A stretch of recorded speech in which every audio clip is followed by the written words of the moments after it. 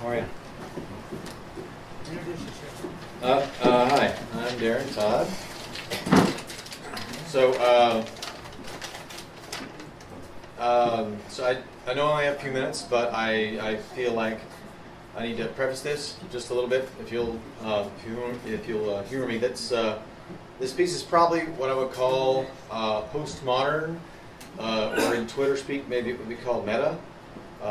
That is, it's about the construct of the thing rather than the thing itself, or it means like something beyond what the words are. It's based on more like what the words usually mean, if that makes any sense. So this piece is about my family, my wife and my 4-year-old son, and sort of in the same way as the film My Big Fat Greek Wedding was about weddings and families freaking out about weddings. So I remember reading somewhere actually about that film, and just as easily it could have been My Big Fat Jewish Wedding or My Big Fat Catholic Wedding, because there were things within the construct of the film that could resonate with several different subcultures.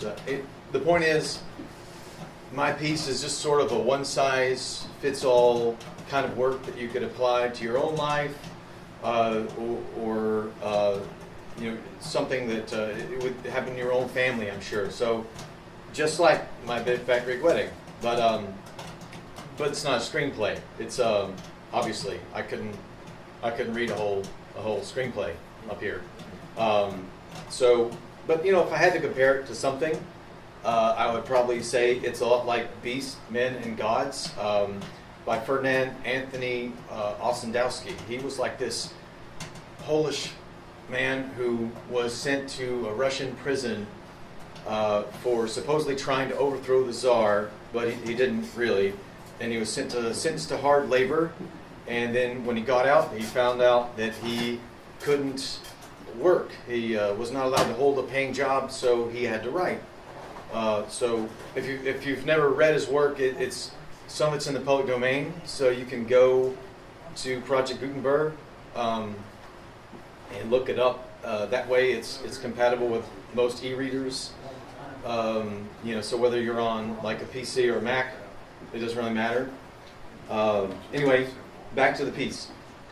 Basically, I just want to make sure that it's not misunderstood. I'm not saying that it's so great or so complicated that anybody here wouldn't be able to understand it, but mostly because it's lined with a kind of irony that is sort of atypical. Most people understand dramatic irony, which is something that the reader, or in this case the listener, knows that the character doesn't know.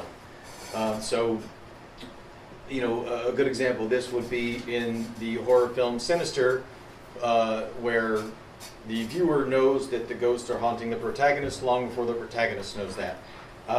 So that's a more typical form. What I use is called situational irony in this piece, and that is where the character knows something that the reader or the viewer or the listener doesn't know.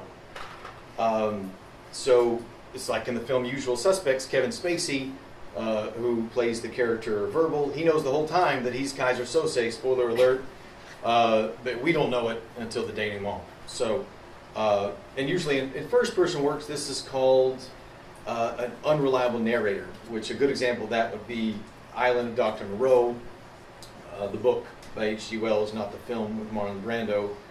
We believe Edward Douglas, the protagonist, the narrator, when he tells us about his time of woe on this raft, and he was with 2 other men, and that he was the lone survivor when the 2 other men killed each other. But then, when he escapes the island of Dr. Moreau as the lone survivor, he becomes the quintessential unreliable narrator, because we think, well, maybe he killed those 2 men on the raft. Maybe he killed Moreau so that the beasts would leave him alone and not bother him instead. So, anyway, those are the sort of things that my work gets into. So that's enough introduction. Let me go ahead and get into it. Time. Oh, that's time?